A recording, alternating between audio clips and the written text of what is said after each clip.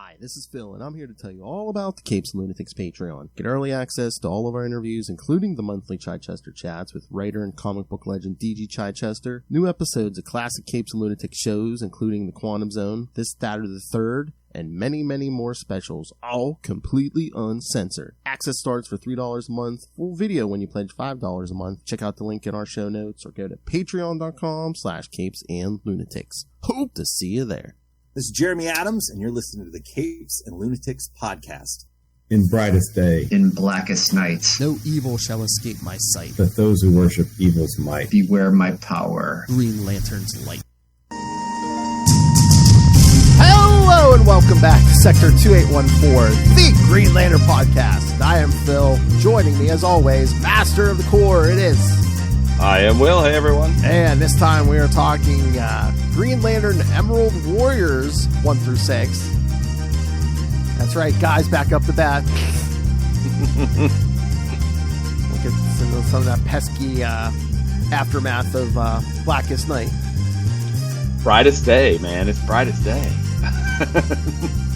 I know, but this one, I don't know if this one has even. Well, I guess it does. I was gonna say it's much of a only on the cover, man. Yeah, only on the cover. I was gonna say that stuff last time I think had more of a connection. Yeah, I would agree. All right, so two pieces of news near and dear to us. None of it good. No. Well, first, I mean, was it sometime this week? We lost MD Bright, great artist who, again, we talked about early episodes of this very podcast because he did some Green Lantern work. Lots of Green Lantern, Emerald Dawn, Emerald Dawn 2, and then he was one of the in the rotation. After the Road Back, drawing John stories, and he also went on to work with Milestone, and I think he was only 68, so that's not a good thing. No, we're losing all our great creators. Well, I guess that's a sign of getting old. When all your heroes start passing away. But yeah, I mean, just did a lot of great work. I remember him all over Marvel and DC. Oh yeah, absolutely. I mean, he did work on Iron Man. I remember reading some of those. Just a really long career, and it's a shame that it's over now, right? I know. And then the other sad news, not as sad, but sad news for us. Yes, they have not renewed the new Quantum Leap. So yes, 2 seasons, and that's it. Man, that was annoying. That was really annoying. I know, because that's a good show, really good show. I mean, maybe there's a chance somebody else would pick it up, but it has not been renewed. So, all right. I have a question. Do you think would the studio have given it at least one more season if Bakula had agreed to come back? I don't know. I don't know if his involvement would have been enough of a draw. I mean, for fans of Quantum Leap, I believe it would have. Yeah, but I think a lot of, at least the people that I've talked to, you and fans of the original show were fans of this show too. So I don't know, but it ended. It didn't really end with a cliffhanger, but it ended with a new and interesting status quo that I would have liked to have seen more of. Yeah, I would have been interested to see how that partnership would have worked out. Yeah. I'm trying to avoid spoilers here. Yeah. Yeah, kids, catch up. There's not that many episodes to catch up on.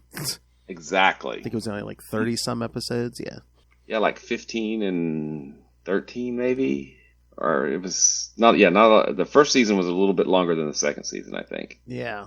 So it might have been around 30, a little under, a little over, somewhere around 30, yeah. Somewhere in there, yep, definitely. I saw that. I was like, no, why? Why? It was so good. I sent the link to my wife. She was like, why? I'm like, I don't know. Because they're stupid. Yeah, my wife was disappointed as well. She was like, but that was good. We liked that one. Yeah. See? It's a show the whole family can watch. Exactly. No, what are they going to replace it with, NBC? More stupid reality shows and singing shows and more reality shows. That's what we need. We need more reality shows. Well, that's what they say because they're cheaper to make. Yeah, but we don't. We need actual scripted. I know. I don't like reality. Yeah, we get enough reality on a daily basis. Exactly. All right, so should we jump into these? We got 6 issues. But we're acting like these are Guy Gardner issues. They are, but they're actually good Guy Gardners. I know. They're very good at Guy Gardner issues. Yes. All right, so yes, again, supposedly we're in the middle of Brightest Day, not that you can tell. All right, so Green Lantern Emerald Warriors #1 from October 2010. Really doesn't give me a title. It just says first story, but I'm like, there's only one story in here. Yeah, it's like Last Will and Testament or something, I think. I saw Okay. Doesn't even put it on here, though. Huh. Interesting. All right. Writer, Peter Tomasi. Penciler, Fernando Passarin. Inker, Cam Smith. Colorist, Randy Mayer. Letterer, Steve Wands. And editor, Adam Schlauman. Guy Gardner records himself on a camera constructed by his ring when he suddenly receives news about some criminals stealing raconium and taking some physicists. Guy stops the thieves, but he is criticized by the physicists for putting their lives in danger. He then notices that the thieves were planning to transport the raconium to the unknown sectors. Guy remembers his pact with Atrocitus and gets an idea. As he takes the thieves to Oa to be put on trial for the crimes, Guy talks with the Guardians and tells them that they should explore the unknown sectors. The Guardians agree, shocking Guy. They authorize Guy to perform the expedition. On Daxam, 2 Daxamites are hiding the unconscious Sodom Yat from a group of unknown people. In the depths of Oa, Ganthet is met by Guy as he opens the Book of the Black. They see Lycia Drac trapped in its pages. Ganthet reminds Guy about their alliance with Atrocitus. As they leave for the surface, Ganthet tells Guy that he will inform Atrocitus about his expedition to the unknown sectors. On Yzmalt, Atrocitus and Bleez watch Atrocitus' Wall of Rage, a reminder of how the Manhunters destroyed his people. Atrocitus then orders Bleez to join Guy Gardner on his journey to the unknown sectors. As he is about to leave Oa, Guy finishes his recording. In the unknown sector, 2 Green Lanterns return to their leader, Zardor. Yeah, good one. I was like, you know what, I was reading this, and again, I'm sure it's totally ridiculous, and we don't like to talk about it, but what if instead of Zardor, it would have been Malvolio? Yeah, that would have been cool. Finally, after like 20-some years, he gets his revenge. I got Hal Jordan's ring. Guy would be like, so I got it for a while too. So what? Yeah. All right, thoughts, William? That was a pretty good setup issue. Mm-hmm. And it's interesting that, this book, yes, Guy is the lead, but there's going to be more supporting characters joining. So, it's not just a Guy Gardner book. And, it is cleaning. I do like that it's starting to clean things up from Blackest Night, and, Sodom Yat's one of those things. Ion, we're also, the seeds are being sown for War of the Green Lanterns, which is coming up, right? Because, a little guy that with blue skin and green chains, I have no idea what he could be or who he could be, is running around doing things, right? What group could he be affiliated with? I don't know. I don't know. I have no idea. Yeah, I thought this was a pretty good start. It shows Guy as he gets a lot of crap, but he's the reason he's an honor guard is because he's one of the best, right? Uh-huh. And we get to see that here. And then the Guardians, he's like, all right, I'm getting ready to argue. Here we go. It's approved. Wait, what? What? And Ganthet even comments on that. Yeah, they're very agreeable right now. It's weird. I'm sure it doesn't mean anything, and that won't come back to bite us. Yeah, right? yeah, something's not up. No. And then we got this whole prophecy hanging over our heads. I mean, I love how in the prophecy, it's like, oh, guys, like, oh, I'm gonna duke it out with Hal Jordan at some point. It's like, so it's a Tuesday. So what? Yeah, it's a day that ends in Y. Acts like it's never happened before. Mm-hmm. I'm glad no one's looking for Lycia Drax. She's just like trapped in the book. She's gonna remain trapped in the book. Yeah, they're like, hi, snap, closing the book. Nobody in any other corps is worried about her. She's like, okay. Yeah. Well, Sinestro's got stuff on his mind, right? Well, yes. Power. Yeah. And his daughter. Mm-hmm. And her boyfriend. Then Atrocitus and his wall of 1,000 skulls. Yeah. Well, more than that. Yeah. But yeah, this was a good start, I think. Mm-hmm. Yes, and then of course that mystery. It's like, someone has control of these lanterns. Gosh, I wonder who that could be. Mm-hmm. Boy, I wonder who's going to show up in issue 2, because it says next, Poozer hunting. I don't know. Wonder who that could be. Exactly. I guess we'll just have to read it and find out, right? Yes. All right, you ready for 2? You bet. All right. Open. All right, Green Lantern Emerald Warriors number 2 from November 2010. Last Will, Lie of the Mind. Looks like the same team except. Whoa, we get 2. We get. Boy, Will. That dinner isn't agreeing with you. All right. Yeah, looks like same team except 2 colorists, Randy Mayer and Gabe Edelab. And Adam Schlauman and Eddie Berganza, 2 editors. All right. Guy watches images of Hal Jordan, John Stewart, Kyle Rayner, and himself on Oa. Meanwhile, Arisia has a dream about Sodom Yad. He says that she will have the same experience he had when he supposedly died. Arisia wakes up and promises to save Sodom. Lantern Kilowog has a conversation with Lantern Morrow, who tells him that he looks forward to fighting alongside him in the Corps. However, Kilowog dismisses him. Meanwhile, Zardor defeats the Elder Council in a mental clash. Guy is about to leave for his new mission when Arisia and Kilowog arrive, saying that they volunteer to join him in his journey. They recharge their rings and begin traveling. Arisia asks Guy if they can go to Daxam. Although Guy doesn't believe that Sodom is alive, he agrees that Daxam will be their second stop. Their first stop will be Odom. Guy explains that he wants to go there so he can be purged of the energy from the Red Lantern Ring. Arriving at Odom, they meet Brother Worth, who agrees to cure Guy, but as soon as he starts, they are attacked by Bleez.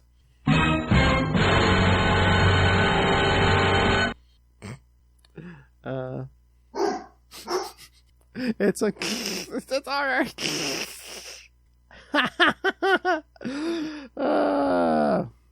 Otis is such a loudmouth sometimes. Sorry about that. That's alright. Alright, so, yeah, what you think of this one? Well, I thought it was neat that instead of, Guy going on his own, suddenly, Kilowog and Arisia show up, which I thought was kind of cool. Yes.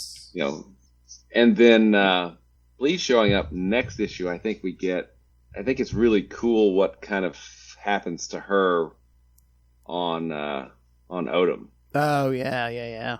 So we'll talk about that in a minute. But I thought this kind of furthered the plot along, and we finally, actually launched into the mission at this point. So yes, yeah, we finally get started. Yeah, and again, just Kilowog. I mean, you can tell Kilowog staff still, kind of past PTSD from old Blackest Night, everything, Sinestro Corps War, everything. just losing all these soldiers. Yeah. Mm-hmm.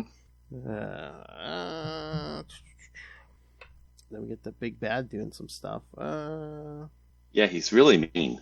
We've shown that a lot. He almost looks like some kind of like alien voodoo priest or something. It's just.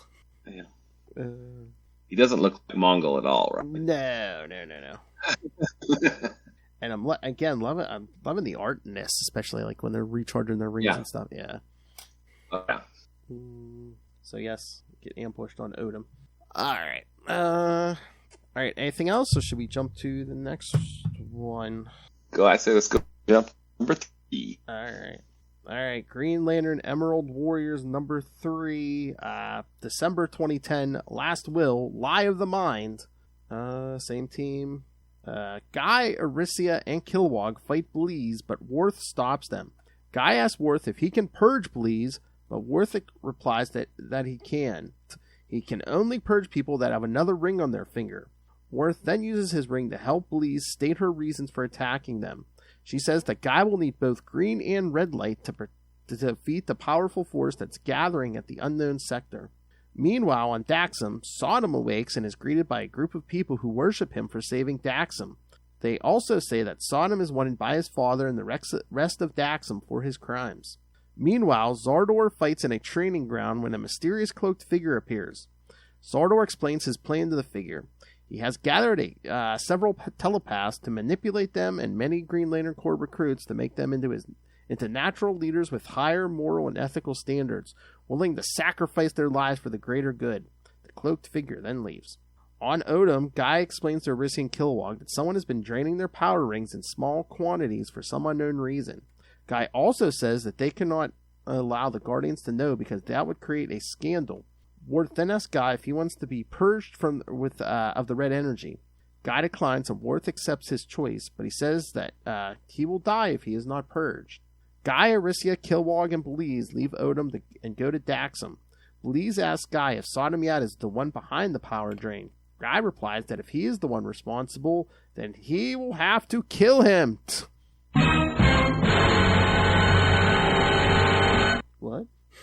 What? So, yeah, the first big mystery, yes. Usually if a Green Lantern's around these blue lanterns, yeah, they're like, what their power rings go up to like 200%. But yeah, it's they were sticking at 99%. So yeah, something's up.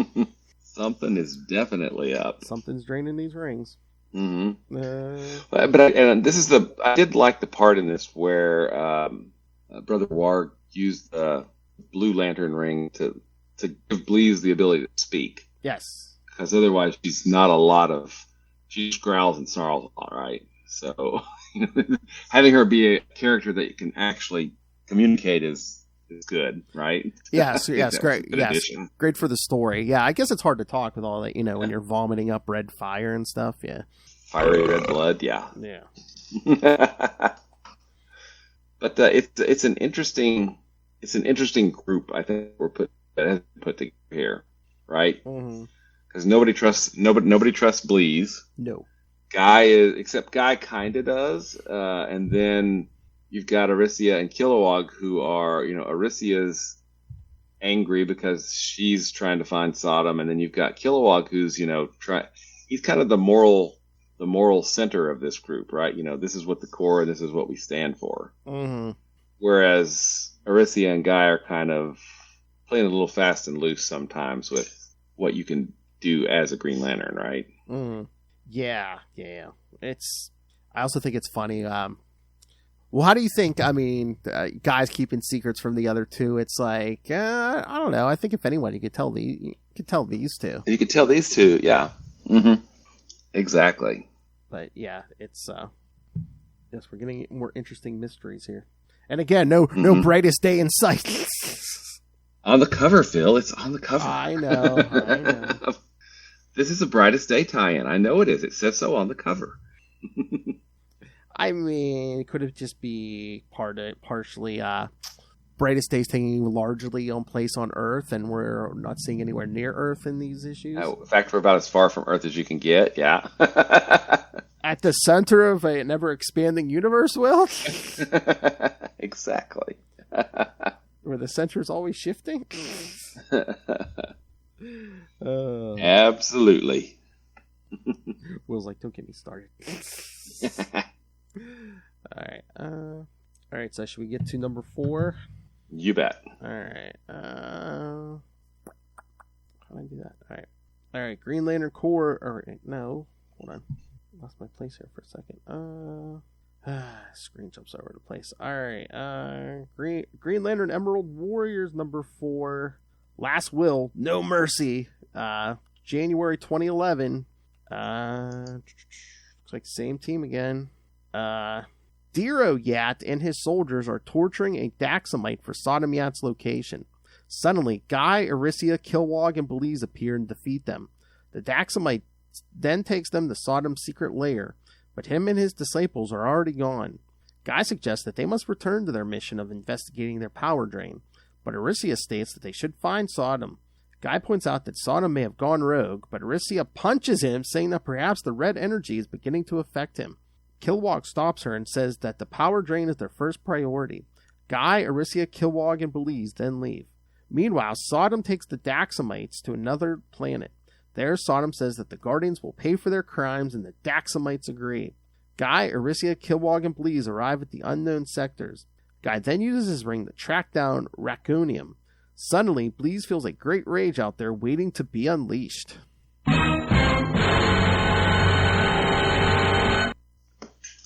All right. All right, thoughts? I mean, this, we've we had our detour, right? Mm-hmm. And the Daxamites are not exactly most of the Daxamites are not presented in exactly a flattering light. How about that? Yeah. Yeah, no, not at all. I mean, yeah, they're no Superman. They got powers similar to Kryptonians and decided, yeah, we're just gonna be not nice. Yeah, I love how he calls the Green Lanterns fascists, which is pot kettle. Mm-hmm. And again, we've already gone into how xenophobic they are, so it's like, yeah, exactly. Stay off my planet. Yeah, not even get off my lawn. Get off my planet. But I love when they come crashing in. I mean, a guy literally wrecking balls them in there. Yeah. What a nice looking torture chamber you got here. I was waiting when Arisia punches Guy because he wants to leave without Sodom. I was waiting. I just wanted her to dump him on his butt and be like, one punch. Yeah. He'll never live that down, will he? No, I was waiting for it, because, well, I guess only one man could give him the one punch. Batman, my favorite character. Yeah, it took Hal a lot of punches. A whole issue, pretty much, yeah, almost. Pretty much a whole issue, yeah, exactly. Issue 25. Wow, that was a while ago. That was a while ago. So I'm trying to remember, is Sodom just dazed and disoriented from being in the sun so long, or? Well, he took off his ring before he went in the sun. Yeah. So how did he get a ring back? Well, I guess we have to assume at this point that the person, no spoilers here, the person that took Ion out of him left him with a ring and threw him back to Daxam, right? I guess, yeah. I mean, if you want him alive, that's what you got to do. Mm-hmm. So, where did this person get a ring, and what ring is it, right? Where did we forge a new one? Perhaps. Then what did you think of when they're dealing with that slave camp, and Guy just basically grabs one of the guy, the guy in charge, takes him up, yeah. And breathable atmosphere, lifts him up 2 feet, no breathable atmosphere. Unbreathable. Unbreathable. You see the guy starting to freeze up. Well, then Bleez shows up and basically wants the guy to drop him, and he's like, no. Guy basically takes him down. It's here, all the people you kept imprisoned and as slaves, they can have you. Yeah, exactly. I'll let you go. I kept my word. I'm letting you go to the hell you build all for yourself. Exactly. And then, this is where Kilowog says, we stand for something. Yeah. Right? Well, is that why Guy is much more bearable in this era? Because it's Guy still has this attitude, but it's he's actually believes in something. Before, back, again, in the One Punch era, it's just basically he don't believe in nothing. He's just in for everything for himself, and just goes out of his way to be a jerk to everybody. Yeah, this guy's a lot. More palatable. He certainly has jerky tendencies, but he's much more palatable because he has a lot of positive attributes as well. Oh yeah. Again, you can have an attitude, but just that guy back in the day was getting in fights with his friends, probably as much, if not more, than any enemy. Exactly. Well, he had Sinestro's ring. Oh yeah. And then he was an alien. Oh no, he wasn't. He was just infected with an alien. Oh yeah. The retcon. The retcon, yeah. No, I think really, when you get right down to it, Rebirth was not just great for Hal and the Corps in general and the Guardians and the whole, mythos of, the Green Lantern Corps, but it was really good for John. Mm-hmm. It was really good for Kyle, and it was really good for Guy as well, because I feel like it refocused their characters. It made Guy the more brash, Green Lantern that he is, and this is now, we're redefining, this is John now. Yeah. And then we're taking Kyle back, not necessarily back to where he was because he's gone through a lot, but we're reminding you of, who he is as well. Right. And then refocusing their characters so that they could move forward, because we got let's see, with Kyle, we got, him and Guy, in the core book, right? Hanging out together. John, still think John was probably the one that got short shrift, after Rebirth, just because he was, undercover for so long. Not a whole lot has been done with. Actually, not a whole lot has been done with him since Rebirth. Although that is about to change in the Green Lantern core book and, Green Lantern as well. But I think. Although I would say this, Bo Smith, was that the writer? I think so. I think that was with Guy Gardner year one, or from that point on, Guy became a lot more palatable because he was much less much of a jerk. Yeah, not a jerk just for the sake of being a jerk. Yeah, exactly. So I think that's the guy that's kind of carried forward into Rebirth, and then they refocused. They kind of made sure that was the guy that we were going to get. Since Rebirth. Yeah. I mean, it's coming across a whole lot better, and yeah. But the whole John problem, I feel like it's always the same problem. It's like we kind of build him up, and it's like they don't do anything with it. Yeah, and and I haven't read the last few issues because I have a weird error with my subscription. I'll figure that out. But I mean, one of the great, say what you want about the last volume of Green Lantern, right? Lots of things that I don't necessarily agree with, but one of the things that I do, making John an ascended being, I think that was a good logical step for his character and gave him the ability. He was a member of the Corps, but not necessarily a Green Lantern, or he was, essentially, something else at that point. And I still don't know. I feel like they raised him up, like you just said, but then, when in issue 2 he gets infected, and now he's wearing a ring again because it's the only thing keeping him. Why power him up if you're just going to depower him? I don't know. Well, again, it's like the same thing they did in the 90s with, Mosaic, with He Who Will Not Be Named. I mean, they built up John for 18 issues and, made say, oh, he's a Guardian, and then nothing. He's a Dark Star suddenly. He basically slept through Emerald Twilight. Yeah. Yeah. And then we don't mention his powers. Yeah, like you said, then he just goes on to be a Dark Star. Mm-hmm. Literally, was that an issue with Dark Stars? He wakes up, he's just like, oh wait, what happened? Where's my ring? What happened? What's going on? I don't know.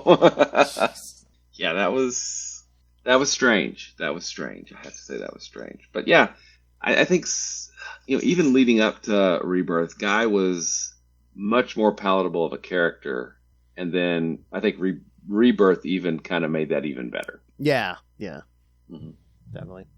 All right, shall we move on to number 5? You bet. All right. Green Lantern Emerald Warriors number 5 from February 2011, Last Will. Same team, I think, here. The rage of Zardor overwhelms Bleez, which causes her to enter a blind rage herself. She is about to attack her companions, Guy Gardner, Arisia, and Kilowog, when several novice Green Lanterns appear and subdue the group, including Bleez. Unbeknownst to the group, Zardor is using a psychic attack on the novices to compel them to see the group as Yellow Lanterns. When Guy cannot convince the novices that they are not Yellow Lanterns, he lashes out, breaking the green energy constructs containing the group. This also releases Bleez, who attacks one of the novices. Kilowog manages to pull Bleez off the novice, and the pain of Bleez's attack breaks the compulsion. When the freed novice tries to tell the others that Guy and the group are not Yellow Lanterns, Zardor forces the other novices to kill him. Guy realizes that pain is the key to breaking the compulsion. The group manages to subdue the novices and break the compulsion with a liberal application of pain.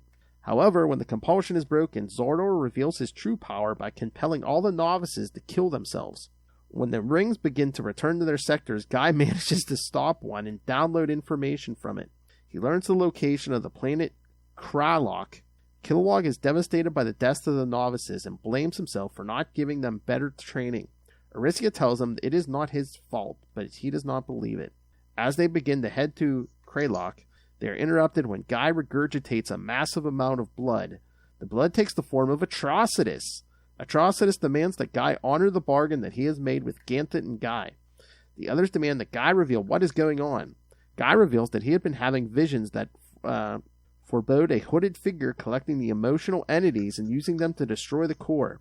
He reveals that he fears that he can do nothing to stop the vision from coming true.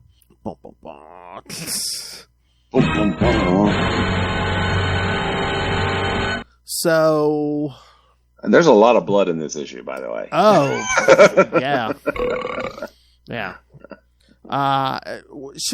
Don't you think it would be, I don't know, prudent for the Green Lantern Corps to like program it into the rings? Like if you get killed and your ring goes, they'll find a new replacement before it leaves. If there's any Green Lantern in the immediate vicinity, maybe download what your ring has into someone else's ring and be like, okay, this is how he died, so don't do that. Yeah, that might be a good thing.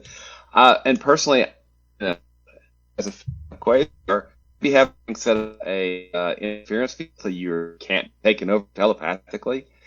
You would think, yeah. You would think after a billion years, the Guardians would just automatically put that in as like standard equipment. Yeah. Yeah, if you're wearing a ring, you can't be mind controlled. Yeah, I would think that would be kind of cool. Especially if you're in a universe full of telepaths. Yeah. Yeah, exactly. And it's because it's your mind that controls a power ring. Yeah, I would think that would be smart. Yeah, exactly. What else did we get here? The stupid app likes to open and close on me. All right. We've got Kilowog because he is, he's felt all of the death of all of the rookies, all of the Green Lanterns, because he's trained almost all of them, right? Mm-hmm. At this point. So, we're going to be dealing, I assume, in the second half of this series, will be, because they've been carrying that plot line through as well. Kilowog's going to be able to come to grips with, the trauma he's wrestling with, from Sinestro Corps through Blackest Night. So many Lanterns dead, right? Oh yeah. Like I said, I don't. God, I barely remember any of this, so I can't wait to see. I know. I read these, and I don't remember reading them, so it's nice to read them again. Like in the various general levels, I'm like, yeah, okay, I kind of remember reading these, but yeah, I probably read them once, and then that was it. Mm-hmm. Again, there were so many Green Lantern books, and more to come, exactly. Kids. Because we just started 2011, so yeah, New 52 will be coming here soon. That's right. New 52. All right, should we get? Hey, Phil. Yes. There were two books. There were two franchises that were not affected by the New 52 reboot. Green Lantern was one, but I can't remember what the other one was. Do you remember what the other one was, Phil? Ray, this is all Will Ray. Batman, my favorite character. Into the Dark Knight, all to do with Batman. I love Batman. Sorry, Ray, had to do that. But no, it's actually, I think, really telling because the New 52 reboot, this is how much of a sales powerhouse Green Lantern was at the time. We had Green Lantern Corps. We had this Green Lantern Emerald Warriors book. So at the time when New 52 hit, there were 3 ongoing Green Lantern series, right? Mm-hmm. When New 52 hits, we get 4. We get Green Lantern Corps, we get Green Lantern New Guardians, and we get Red Lanterns. So, it's pretty darn amazing. And we pretty much don't do any kind of like reboot on Green Lantern at all. It doesn't. Again, it's gonna, like the regular Green Lantern book, it's gonna end at one point and pick right back up there at New 52. It's like, really? Yeah, there's no change to the past or anything. Their plot lines and everything just stays. It's like the universe wasn't rebooted. And like you said, not only do we get an extra book, but then we start adding new Earth Lanterns too. So Simon Baz was the first one. Yep, exactly. And then once New 52 runs its course, we're going to get the DC Universe Rebirth, which gives us the Green Lanterns book, which gives us Jessica and Simon, as a team in the Green Lanterns book, and then we get Hal Jordan in the Green Lantern Corps. So yeah, I find it extraordinarily interesting that we went from 4 books a month in Green Lantern down to no books for a year. Mm-hmm. I know that, and that's just that blows my mind. I mean, it's obviously there is an audience for Green Lantern style adventure, right? So what happened? Yeah, now we got 2 books, which is good, and I really do like the fact that one of those books is John. I think if we can, hopefully at this point, Zanshi's finally been put to rest. If we can just bring back Katma, that would be good. Yes. We keep screaming for it. Yes, we need Katma back. Mm-hmm. Oh, you know what I was thinking? I was thinking about the schedule. I forget at what point, but we might have to add some Justice League in New 52 too, because I don't know if you just want to cover like Hal appearances there, but I think Jessica's first appearances may actually be in Justice League, not even any Green Lantern books. So yeah, it is. It's what is it? The Dark Side War? I think so. Yeah. Like 30 something, maybe. I'll have to look it up, but yeah, that might not be a bad idea to just hit Green Lantern, take a tour to Jessica's first appearances and do some of those. I don't know. I don't feel like the Hal in Justice League is the same Hal in the Green Lantern book. It just doesn't. It's like, oh, that's the one happening in the new universe. We're still back in the regular universe, going on about our business. Yeah, that is the weird thing, because like Justice League is rebooted, especially like Superman, Wonder Woman. A lot of them have been completely rebooted. Now Cyborg's like a founding member of the Justice League. But yeah, it's like the tone of Hal Jordan's going to be a little off, probably. Yeah. Well, and the other thing. So coming up, there's the New Gods crossover. In New 52. What is the name of that? Yeah, in New 52, it's Godhead. Yeah. Godhead, yeah. Got the hardcover up there. Where first encounter the New Gods, I'm like, well, they've not... The only good thing of that means that Zanshi never happened, right? Because it was never blown up because they've never met the New Gods, and none of that happened, right? Yeah. But meanwhile, we're still not getting Katma. Yeah, we're still not getting Katma back, so there you go. Whatever. Yeah, the whole timeline for New 52 is so muddy, and it just it's like when they first started, they're like, oh, it's only like a 5, everyone's only been around for like 5 years, but meanwhile Batman's had every single Robin, so it's like it's basically had a Robin every year, every year, and they won Harley Quinn from day one and stuff, and it's just like, I think they really did not put any thought into that timeline. No, not really. And hey, it's Christmas. It's time for a new Robin. I don't know what. Merry Christmas, new Robin time. And it's like that most vulnerable of characters has finally got armor, Superman. Oh yeah, exactly. Because the only person that needs armor more than Superman is Spider-Man. Exactly. Superman's bulletproof. I know. And even like the Flash's costume looked like armor. I'm like, yeah, nothing says super speed like armor. Yeah. Or nothing says acrobatics like armor. Because didn't Daredevil get armor for a while? It was just... Everybody got armor for a while in the 90s. It wasn't really armor. No, I'm sorry. Not that, we love Grunwald, but oh my god, that Captain America armor. Oh, yeah. I agree. We do love Grunwald, but not everything was awesome. I'll put up with a Cap Wolf, man, but that armor, ugh. Yeah. Yep. All right. So should we jump into the last issue here? Final issue, you bet. Let's go. Well, for tonight, yes. All right. So so there's the app. All right. Green Lantern, Emerald Warriors number 6 from March 2011. It just says last will. All right. Looks like same team except this time again. Randy Mayer's the only colorist and Adam Schlom is the only editor. Guy Gardner explains the pact that he and Ganthet made with Atrocitus, based on their visions to a furious Arisia and Kilowog. Guy reveals his visions and that he believes that they will be facing the renegade Guardian Krona. There we go. There's some new info. Can Kilowog and Arisia are furious that Guy did not trust them and take off, leaving Guy with only Bleez to support him with the mission. Meanwhile, in the unknown sector, Lantern Yak glows mysteriously, but he is unaware it wears off, and he takes off to defend the caskets of dead lanterns that are being ravaged by carnivorous creatures. It would appear that these creatures are merely pawns for Zardor, though. Guy and Bleez arrive at Kilowog and try to come up with a plan to get through its defensive perimeter.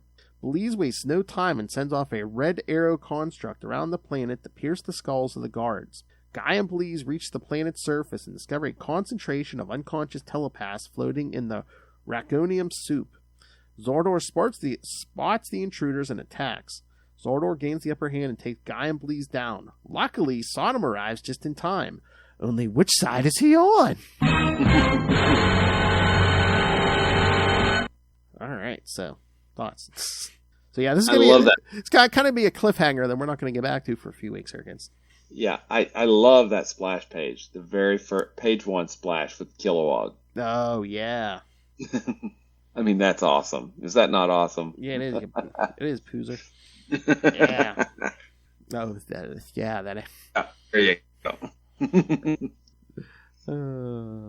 Why the hell did that message you puked up from Atrocitus mention Gambit? How's he involved in all this? Poozer. That's quite a sentence. That message you puked up. So yeah, he tells him about his premonitions and everything. But yeah, Krona's a new bit of information, right? They know who they're going up against. So they just revealed that. You know, that's a big deal, right? I mean, I think even before any of these guys had names, yeah, Krona had a name, yeah. Yeah. Yeah, I basically created the multiverse. Yeah. So we pin a name on the hooded figure, Krona. Yeah, and so a little background, right? Yes. If you go back pre-Crisis, so we're going way back, right? Reason Green Lantern Corps exists. Now, of course, this is going to get retconned and changed because, define quote-unquote evil, but the reason the Green Lantern Corps exists is because Krona was looking back farther and farther back in time, and him seeing that caused his gear, sees the hand creating the universe, right? That we saw in Crisis. His equipment blows up, and supposedly that unleashed evil into the universe, so that the Guardians, had to fix the problem that they created, right? That was then retconned into in the Volume 3, right before Emerald Twilight, that Krona looking back in time linked the beginning and the ends of the universe, so that there was going to be more entropy, so that the cycle of a universe ending and then beginning again and then ending and then beginning again was going to be broken because there wasn't enough energy to kick off the new one. So they were trying to create it as much order as possible, diminish the entropy so that the universe could survive into the next universe. Am I getting that right? I believe so, yes. What was that, third law? Okay. Yeah. Yeah. So at this point, we're about to get a refined and revised origin of Krona that's going to play heavily into War of the Green Lanterns, right? Oh, yeah. Yeah, yep. I think the last... And I would discuss it more, but I don't remember what it is. So I'm kind of looking forward to reading it. Yeah, me too. I don't remember a lot of it either, yeah. But I mean, the last time we saw him, wasn't he Entropy in the Third Law? Was that was Krona, right? I think so. Yeah. I think so. So that's kind of being, the only thing that I feel like that they keep from pre-Crisis is that Hal got the ring first. Guy got injured. The one punch. And that's about it, right? Because the Kilowog that we met pre-Crisis is not the Kilowog of, the current, of this run or even the current run. He was just a scientist. He wasn't the drill instructor. He became the drill instructor, later. So, yeah, I mean, what of Volume 3? I mean, Kyle's Adventures, definitely. Those still stick. All of those are good. Yeah. But everything pre-Emerald Twilight, I think a lot of that's kind of still up in the air. Did it happen? Did it not happen in the current? Well, according to DC, what's the current? Not Rebirth. It's Dawn Dawn of DC. Dawn of DC. Okay, yeah. According to Dawn of DC, everything happened right after Death Metal. So all the stories happen. Pick and choose what you want. So, okay. It's still, there's a lot. I would say this. Green Lantern from Rebirth probably through Jeff Johns' run. Mm-hmm. So what is that, about mid-New 52? About 2 years into New 52? I think something like that. Yeah. Is very, very internally consistent.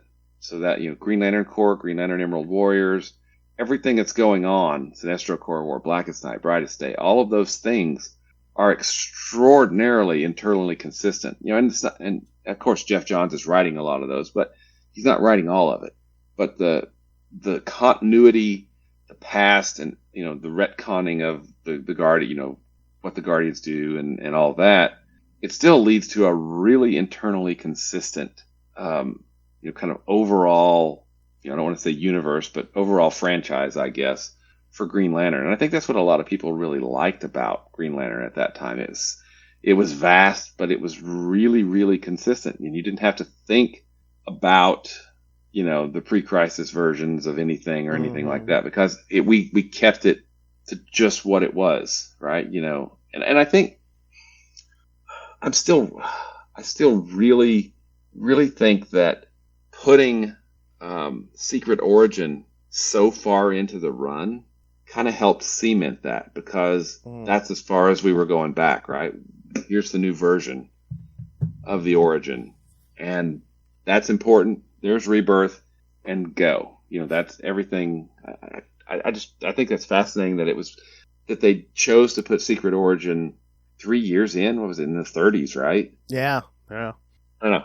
I find that fascinating. Yeah, no, it's again, the more crises and the more whatever, the reboots, again, stuff changes, and it does get confusing. Well, luckily we still have certain constants like that. Hal Jordan was a bastard. He's always been a bastard. Yes. Emerald Twilight. Yes. But that's interesting, because let's see when. Well, do we have to? I mean, Parallax had to have happened no matter what, because that way that's how we get Cal. Exactly. And the cool thing is, so Kyle's been around 30 years, right? If you look at when Hal had been around 30 years, the crisis had just happened. Right? Because it was 59, 58. The crisis happened in 86. Yeah, so almost 30, yeah. Yeah. But look at the difference. I mean, Kyle was kind of a modernization of Green Lantern, right? A lot of those stories still feel really modern and like they could be published today, right? But that was 30 years ago versus you take a look at, DC was radically different in 86 or 87 or 88 than it was in 1958, when he first showed up. It's soon will it be in 10 years? Will it be, 5 years until they start retconning some of Kyle's stories?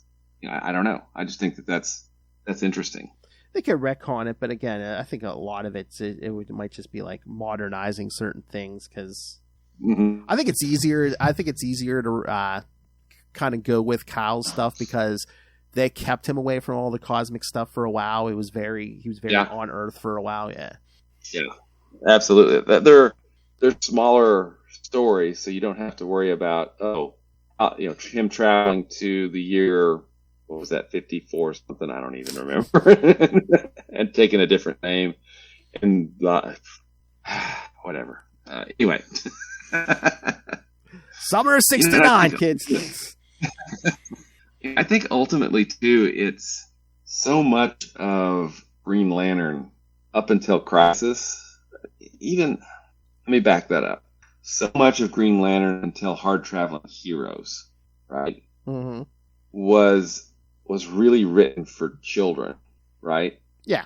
And then we had Hard Traveling Heroes, and then that kind of influenced, subsequent Green Lantern stories. But, it kind of got back to being just more of a punch 'em up, book up through Crisis on Infinite Earths, right? And then post-Crisis, it started becoming a power. I mean, we got the Millennium crossover, which has been brought up in the latest series. Awesome, which I think is cool. But then it jumped into, after, and that was supposedly, a sales powerhouse. Green Lantern selling really good at the time. And then Action Comics Weekly happened, and we don't talk about that. And then the book was kind of rebooted-ish. We got Emerald Dawn, which was an upgraded Hal's a Drunk Driver origin, which we don't get anymore. That's gone. So that's been never. Gone, I don't right? think we brought it up after those series. I don't think we ever brought that back. Yeah.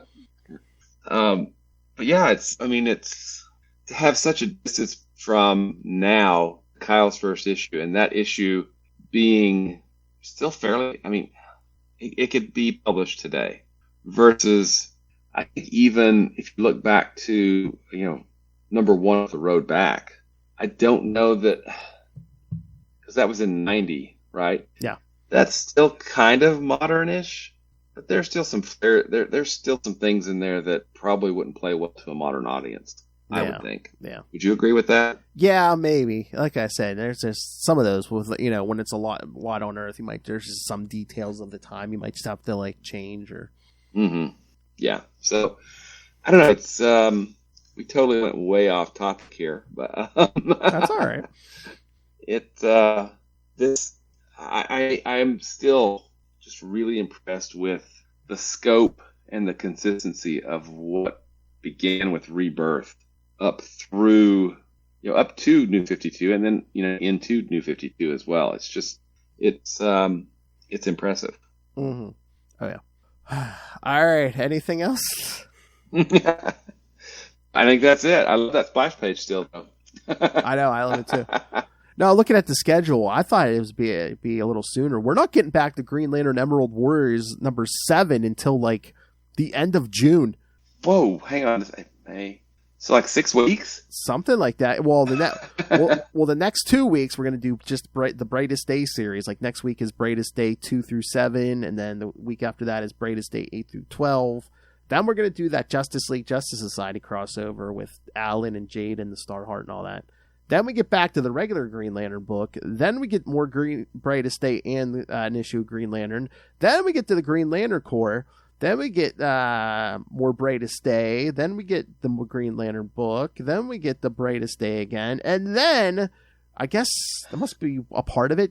Green Lantern Emerald Warriors is in there with 2 issues of Green Lantern, a Green Lantern Corps.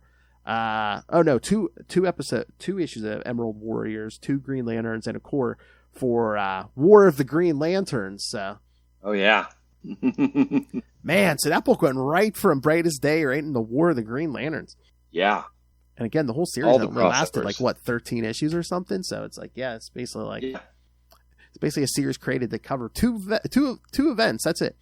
2 really large events. One company-wide event and one,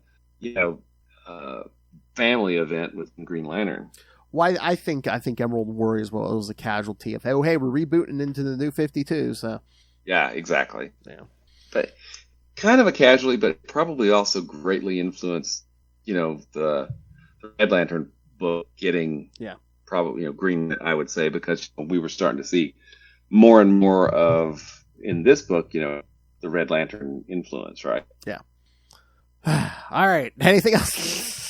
Nope, that's it, man. All right. So, like I said, next week we're just going to be doing Brightest Day 2 through 7, and then in 2 weeks, Brightest Day 8 through 12. So, going to be getting a whole lot of all over the DC universe. So, send us your thoughts. Email us, CapesandLunatics@gmail.com, or call the voicemail 614-382-2737. That's 614-38-CAPES. And remember, you can find all things Capes and Lunatics episodes, social media, merchandise. Again, get your new merchandise with all the new brands, all the new logos on the Capes and Lunatics. I just ordered myself some shirts, got them the other day. Should be wearing one. So yes, get all new merch, old merch.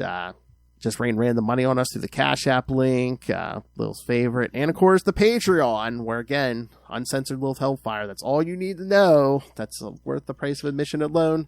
So find it all at tubespace.io/Capes and Lunatics Podcast Network. That's tubespace.io/Capes and Lunatics Podcast Network. More vicious and brutal than ever. I love it. All right, now for this Mr. Will Allred, master of the Green Lantern Corps, master of the Quantum Zone, master of podcasting, and master of several successful Kickstarter campaigns. Mr. Will Allred, where can people find you? You can find me at Wallred, that's at WALLRED, at Facebook and Blue Sky and Twitter and probably Instagram and maybe even other places that I've forgotten that I've set up, profiles and stuff. If you'd like to check out the comics that I write a book called Crossover Division. And as Phil said, we just had our 5th successful Kickstarter for issue number 5. And no, actually that's our 6th successful Crossover Division Kickstarter because the hardcover's in there. Anyway, if you'd like to check it out, you can do that at crossoverdivision.com. You can also check out another book I write called Diary of Night at diaryofnight.com. And if you're here listening to us, you obviously have great taste. That means you'd probably love Marvel's Quasar almost as much as Phil and I. If you'd like to find out more about Quasar, you can do that at the Quantum Zone, quantumzone.org. I'll put it in my navel. Hey, boys, you look at the party? I love the party. I hope it's going somewhere nice. They aren't even attempting to enter our orifices. Thank you, Tom DeFalco, for that awesome script. Gem. Of course, not that blast. Yeah, I do. All right, thank you for joining us again. Next week, Brightest Day 2 through 7, and then 2 weeks, more Brightest Day, 8 through 12. So, yep, we'll make it through. Then we'll get some Green Lantern Corps. We'll get back to Guy someday.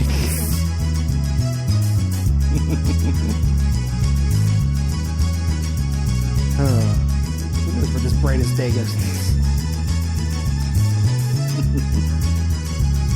I think was Krona the link to Brightest Day? I think so. All right, kids. Come back next time, and remember, always tell your friends what's in your vomit. Good night.